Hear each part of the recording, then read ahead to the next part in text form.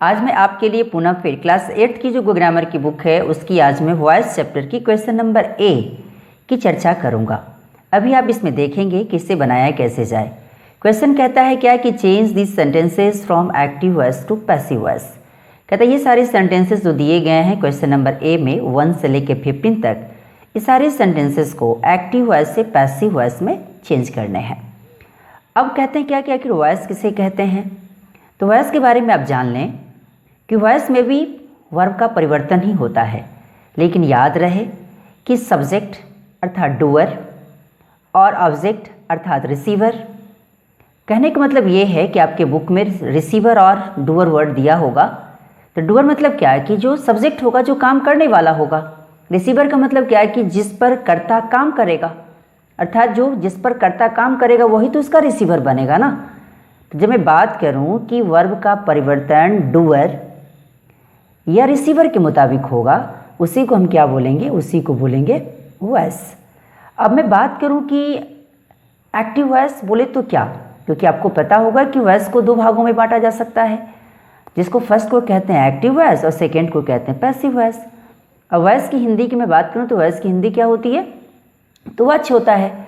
और जब मैं अगर एक्टिव वॉइस और पैसिव वॉइस की हिंदी की बात करूं तो एक्टिव वॉइस मतलब क्या, कर्तृवाच्य, और पैसिव वॉइस की बात करूं तो क्या, कर्मवाच्य। एक्टिव वॉइस मतलब क्या, एक्टिव कौन हो सकता है, सब्जेक्ट, और एक्टिव का मतलब क्या, सक्रिय। पैसिव का क्या मतलब, निष्क्रिय। मतलब क्या कि जो एक्टिव होगा, जो सब्जेक्ट होगा वही तो काम करेगा, और सब्जेक्ट किसके ऊपर काम करेगा, तो ऑब्जेक्ट के ऊपर काम करेगा। अर्थात जब वर्ब का परिवर्तन सब्जेक्ट के मुताबिक होगा तो उसे हम एक्टिव वॉइस बोलेंगे। दूसरे की बात करूं, जब अगर वर्ब का परिवर्तन ऑब्जेक्ट अर्थात रिसीवर के मुताबिक होगा तो उसको हम क्या बोलेंगे, तो उसको बोलेंगे पैसिव वॉइस। अब दूसरी बात आती है क्या कि जब मैं बात करूं कि एक्टिव से पैसिव में हम किसको ला सकते हैं, तो जनरली आप ये रूल को समझें कि जब आपका वर्ब वॉइस के मुताबिक ट्रांजिटिव और इनट्रांजिटिव, तो जब अगर आपका वर्ब ट्रांजिटिव वर्ब होगा तभी आप उसे एक्टिव से पैसिव में लाएंगे, इनट्रांजिटिव को नहीं ला सकते। अब बातें आती है कि ट्रांजिटिव मतलब क्या। ट्रांजिटिव का मतलब ये होता है कि वर्ब के मीनिंग को कंप्लीट करने के लिए उसे क्या चाहिए, उसे एक ऑब्जेक्ट की ज़रूरत होती है, उसे एक ऑब्जेक्ट चाहिए, उसी को हम ट्रांजिटिव वर्ब बोलते हैं। दूसरे की बात इंट्रांजिटिव किसे बोलेंगे, तो उसे वर्ब की मीनिंग को कंप्लीट करने के लिए उसे किसी भी ऑब्जेक्ट की ज़रूरत नहीं पड़ती, उसी को हम इनट्रांजिटिव वर्ब के नाम से जानते हैं। अब जरा से मैं क्वेश्चन नंबर 1 की बात करूं तो अभी इसमें ज़रा समझेंगे कि ये ट्रांजिटिव कैसे हुआ। जैसे कि अभी मैं बात करूं कि यहाँ क्वेश्चन 1 कहता है कि the gardener sow the seeds, मतलब क्या कि गार्डनर ने क्या किया, तो बीज को बोया। अर्थात जब आप ये देख रहे हैं कि ये जो काम है, ये काम कौन कर रहा है, गार्डनर। दूसरे की बात कर रहा हूँ कि इसमें ऑब्जेक्ट कौन हो गया, तो सीड्स, अर्थात रिसीवर कौन हो गया, तो सीड्स। सब्जेक्ट किसके ऊपर काम कर रहा है, तो सीड्स के ऊपर काम कर रहा है। आखिर कौन सा काम कर रहा है, तो बीज बोने वाला काम कर रहा है। अर्थात इस वर्ब के मीनिंग को कंप्लीट करने के लिए सीड्स वर्ड आया। जब तक ये नहीं आता तब तक इस वर्ब का मीनिंग क्लियर ही नहीं होता। इसी कारण इसको हम क्या बोलेंगे, तो ये इस ट्रांजिटिव वर्ब। दूसरे की बात करूँ कि एक्टिव वॉइस क्यों हुआ, क्योंकि इस सब्जेक्ट के मुताबिक वर्ब का परिवर्तन हुआ। क्लियर। अब तो आपको समझ में आ गया हो कि एक्टिव वॉइस क्यों हुआ, और एक्टिव वॉइस से पैसिव वॉइस में किसको ले जा सकते हैं। जब तक आपका सेंटेंस का वर्ब ट्रांजिटिव नहीं होगा तब तक आप उसे लेके जाएंगे नहीं। दूसरे की बात करूं कि जब आप अगर वॉइस पढ़ने चले हैं तो वॉइस पढ़ते वक्त आपको टेंस के बारे में पूरी की पूरी जानकारी आपको होनी चाहिए। किसके बारे में जानकारी होनी चाहिए, आपको पूरी की पूरी जानकारी आपके पास टेंस की होनी चाहिए। जब तक आपके पास टेंस की जानकारी नहीं होगी तब तक चाह के भी आप वॉइस नहीं बना सकते।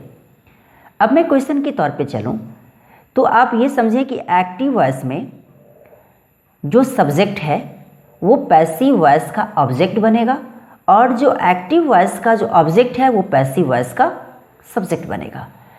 ठीक है। और इससे रिलेटेड मैंने अपने यूट्यूब चैनल पर वॉइस से रिलेटेड मैंने वीडियो भी बना के डाला है, आप उसे गौर से देखें। अब मैं इस क्वेश्चन को ज़रा सॉल्व करता हूँ। क्वेश्चन को जब मैं सॉल्व करूँ तभी आपको देखने का मौका मिलेगा कि आप इसे कैसे बनाते हैं। कहता है the gardener sow the seeds, मतलब क्या कि गार्डनर ने क्या किया तो बीज को बोया, अर्थात सेंटेंस आपका किस में है तो सिंपल पास्ट। तो जब अगर सिंपल पास्ट में जब एक्टिव का सेंटेंस होता है जो उसे पैसिव में ले जाते हैं तो इसका जो ऑब्जेक्ट होगा सो इसका क्या बन जाएगा सब्जेक्ट, और इसका जो सब्जेक्ट था वो इसका क्या बन जाएगा ऑब्जेक्ट। क्लियर। तो अभी मैंने देखा कि जब अगर सेंटेंस आपका सिंपल पास्ट का होगा तो उसका स्ट्रक्चर होता है पैसिव वॉइस का सब्जेक्ट, मतलब क्या कि एक्टिव का जो ऑब्जेक्ट है वो पैसिव का सब्जेक्ट बना। तो सब्जेक्ट प्लस वाज या वर प्लस V3 बोले तो पास्ट पार्टिसिपल। और एक बात हमेशा दिमाग में रखेंगे आप कि जब भी आप अगर एक्टिव से पैसिव में लाएं सेंटेंस को तो हमेशा वर्ब का तीसरा फॉर्म ही आप यूज़ करें जिसे हम past participle form of the verb के नाम से जानते हैं। उसके बाद एक वर्ड आता है बाई। ये बाई आपकी बुक में प्रीपोजिशन के रूप में यहाँ पे लिखा गया है, इसे प्रीपोजिशन समझें। आपको पता है कि बाई वर्ड एक प्रीपोजिशन के रूप में भी रहता है, किसी किसी बुक में इसे एजेंट के रूप से भी नाम देता है। क्लियर। तो बाई लगाएं और उसके बाद जो इसका सब्जेक्ट है वो उसका इधर का ऑब्जेक्ट लगा दें आप। तो इसको जब बनाएंगे तो कैसे बनेगा, तो कहता है कि the seeds were sown by the gardener. कहता है क्या है कि जो सारे बीज थे वो सारे बीज किसके द्वारा बोए गए तो गार्डनर के द्वारा बोए गए। मीनिंग में कोई परिवर्तन नहीं होता लेकिन कहने का तरीका केवल चेंज हो जाता है। ठीक है। क्वेश्चन नंबर 2 की बात करूँ। 2 नंबर क्वेश्चन में कहता है कि एवरीवन क्लैप्ड फॉर हिम। प्रत्येक लोग जो वहाँ थे उसके लिए सारे लोगों ने तालियां बजाई। क्लियर। तो अभी आप समझेंगे कि ये भी सेंटेंस आपका सिंपल पास्ट का है। तो सिंपल पास्ट का तो पुनः फिर वही वाली बात, अब ये हिम है तो हिम के लिए हमें सब्जेक्टिव केस के रूप में लाएंगे तो क्या आएगा ही आएगा। तो he was clapped by everyone. Clear. किसी किसी बुक में आपको देखने का मौका आपको मिलता है, किसी किसी बुक में जब आप देखेंगे तब आपको ये भी देखने का मौका मिलता है कुछ ऐसे वर्ड्स होते हैं जिसे आपको नहीं लिखना होता।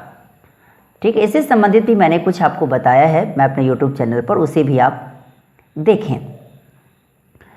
जब इसको मैंने बनाया तो क्या बना he was clapped by everyone, मतलब क्या कि प्रत्येक के द्वारा क्या किया गया तो उसके लिए ताली बजाई गई। अब क्वेश्चन नंबर 3 में कहता है कि my father is washing the car. मेरे पापा क्या कर रहे हैं तो गाड़ी धो रहे हैं। इसका मतलब क्या है कि यहाँ जो द कार वर्ड है सो इसका ऑब्जेक्ट था, सो इसका क्या बनेगा सब्जेक्ट। तो the car is being washed by my father. जब कभी सेंटेंस आपका प्रेजेंट कंटिन्यूअस में रहे और उसका जब एक्टिव से पैसिव में जब लाऊं तो इसका स्ट्रक्चर होता है पैसिव का subject plus is am are plus being plus V3 plus by plus object. जो इसको बनाऊंगा तो कैसे बनेगा the car is being washed by my father, मतलब क्या कि मेरे पापा के द्वारा गाड़ी धोई जा रही है। क्वेश्चन नंबर 4 पे आऊँ। क्वेश्चन 4 कहता है क्लोज द विंडो। ये सेंटेंस आपका इंपरेटिव सेंटेंस का है, तो इसको कैसे बनाएंगे, कहता है कि खिड़की को बंद करो। तो जब इस प्रकार का सेंटेंस जब रहता है बनाने के तरीके तो अलग अलग हैं, बट लेकिन आपको आपकी बुक में इसी प्रकार से समझाया गया है।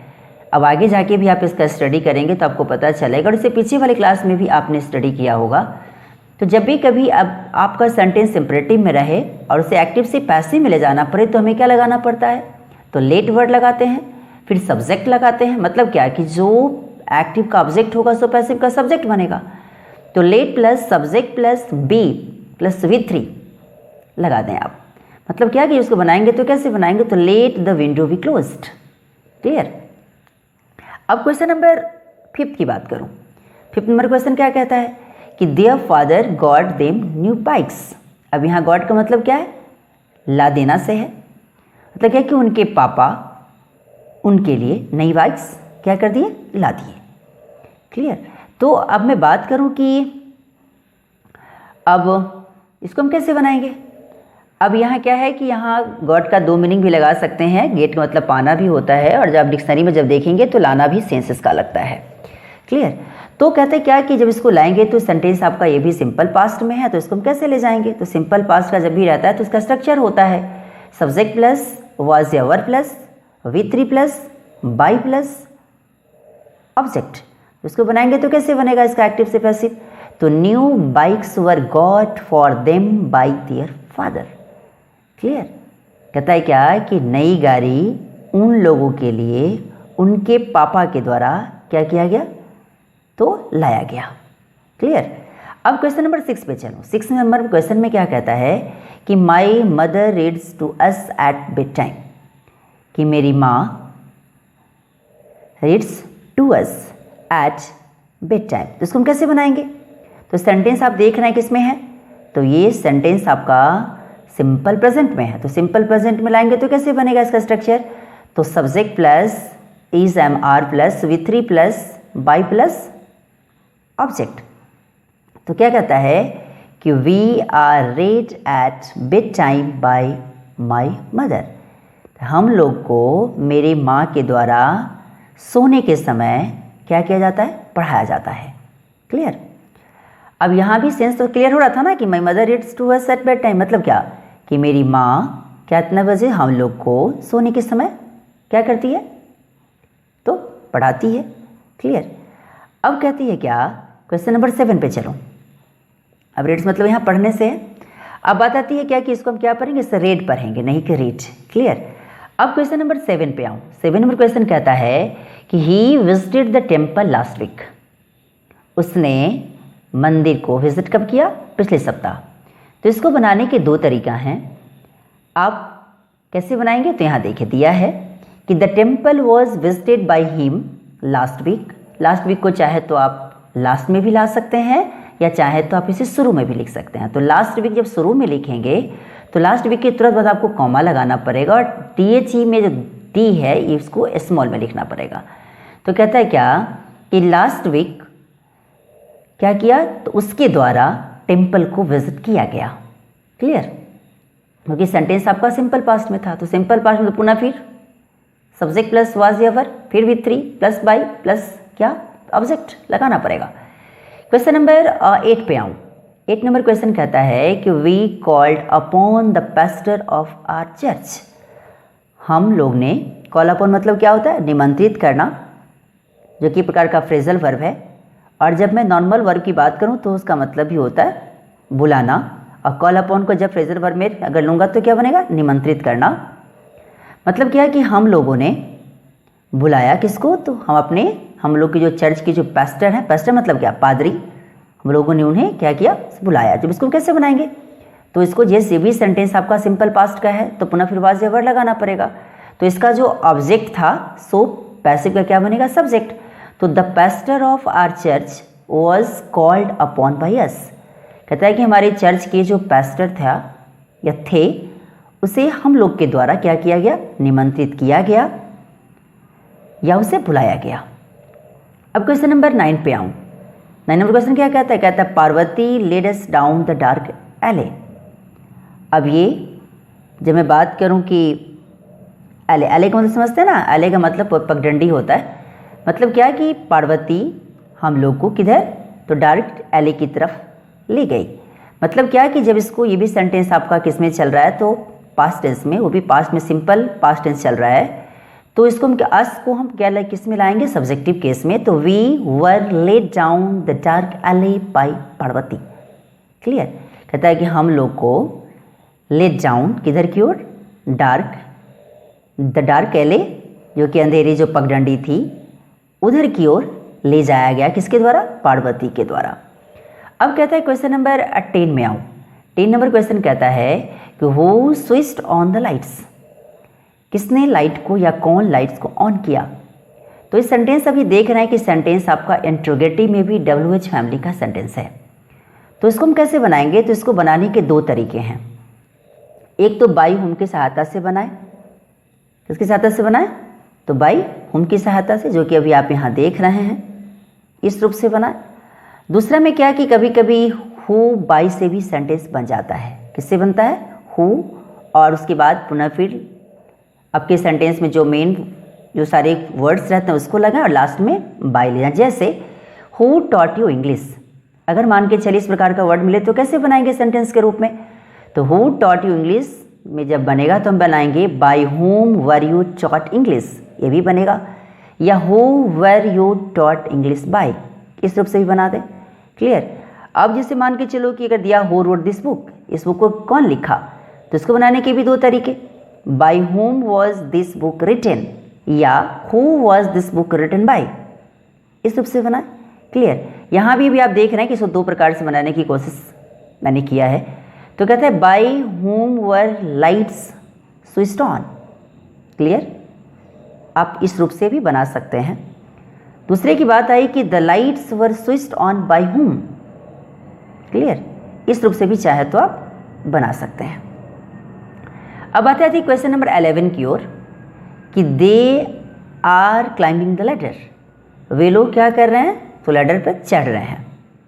अब कहते क्या कि सेंटेंस आपका किस में चल रहा है, तो सेंटेंस आपका चल रहा है किस में, तो प्रेजेंट कंटिन्यूअस में। तो इसको कैसे बनाएंगे, तो प्रेजेंट कंटिन्यूअस का स्ट्रक्चर ही होता है is am are plus being plus V three plus by plus subject, और उससे पहले सब्जेक्ट। तो इसका जो ऑब्जेक्ट था तो इसका सब्जेक्ट बनेगा। तो the ladder is being climbed bye them.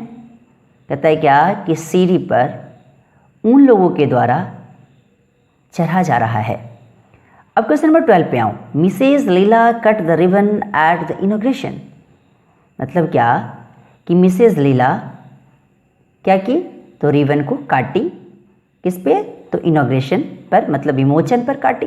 मतलब क्या कि the ribbon at the inauguration was cut by Mrs Leela. Clear, कहता है क्या कि रिबन को इनॉग्रेशन के शुभ अवसर पे, विमोचन के शुभ अवसर पे मिसेज लीला के द्वारा रिबन काटा गया। क्वेश्चन नंबर 13 पे आऊँ। कहता है we are celebrating my parents silver jubilee. वे आपको पता होना चाहिए कि हम लोग, मैं अपने माता पिता की जो सिल्वर जुबली है, हम लोग क्या कर रहे हैं, उसको सेलिब्रेट कर रहे हैं। अच्छा, आपको पता है कि सिल्वर जुबली किसे कहते हैं? सिल्वर जुबली का मतलब होता है 25th एनिवर्सरी। उसी को एक और नाम से जानते हैं, अगर जानते होंगे तो ठीक, नहीं तो सुन लीजिए, क्वाड्रेंट सेंटेनियल एनिवर्सरी। QUADRANSCENTENNIAL। क्या सुना आपने? QUADRANSCENTENNIAL मतलब क्या कि क्वाड्रेंट सेंटेनियल एनिवर्सरी, मतलब क्या कि 25th एनिवर्सरी को ही हम सिल्वर जुबली के नाम से जानते हैं। तो ये जब इसका जब पैसिव वॉइस बनाएंगे तो कैसे बनाएंगे? सेंटेंस प्रेजेंट कंटिन्यूअस में है तो हमें कैसे बनाना पड़ेगा? तो यहाँ दिया है कि माई पेरेंट्स सिल्वर जुबली, कि ना यहाँ एपॉस्ट्रोफी लगा हुआ है, तो माई parents silver jubilee is being celebrated by us. हम लोग के द्वारा मेरे माता पिता का जो सिल्वर जुबली है उसे सेलिब्रेट किया जा रहा है। अब मैं क्वेश्चन 14 पे आऊँ। क्वेश्चन नंबर 14 कहता है कि I have bought new pair of shoes.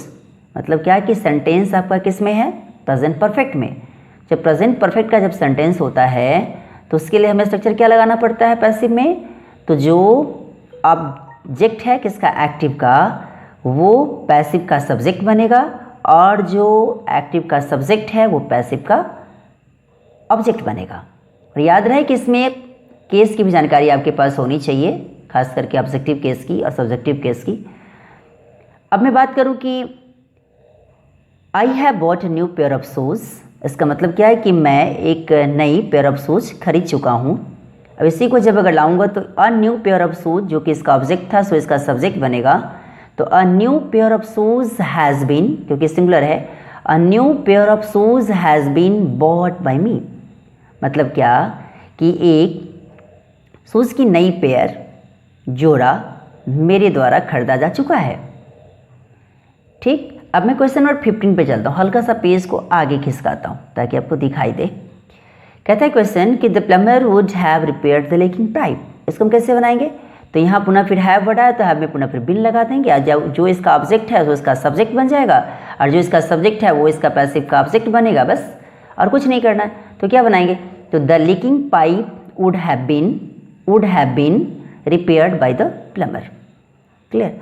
तो अभी आपने देखा क्या कि अभी मैंने आपको क्वेश्चन नंबर ए, जो क्लास 8th की गो ग्रामर की बुक है उसकी वॉइस चैप्टर की, मैंने पूरी की पूरी कोशिश किया कि मैं आपको 100% समझाने की। अगर फिर भी कहीं आपको कुछ डाउट अगर बच जाता तो प्लीज़ आप मुझे बताएं, और एक और कमेंट करें मेरे वाले यूट्यूब चैनल के सेक्शन में, कमेंट सेक्शन में स्पेशली, कि जो मैं अभी आपकी बुक में जो पेन से लिखा हुआ है क्या वो दिख रहा है या नहीं दिख रहा है क्लियर। प्लीज़ आप मुझे ये निश्चित ही आप मेरे कमेंट बॉक्स में बताएं, ताकि आपको मैं सही रूप से फिर समझा सकूं। या नहीं तो पुनः फिर मुझे, जैसे पहले वाले वीडियो में आप देखते थे कि अक्सर मैं पेज पे ही बना के उसको बनाता था, अगर उसी की राइटिंग आपको क्लियर दिख रही होगी तो मैं उसी प्रकार का वीडियो पुनः फिर बनाऊंगा। और ये वीडियो आपको कैसा लगा इसके बारे में लाइक, सब्सक्राइब एंड कमेंट करना न भूलें, और इसे शेयर भी करें ताकि ज़्यादा से ज़्यादा बच्चा इसे देखकर कुछ सीख सके। अब इसके बाद वाला जो वीडियो है उसको पुनः फिर मैं नेक्स्ट वाले वीडियो में मैं बना के डालूँगा। Thanks a lot.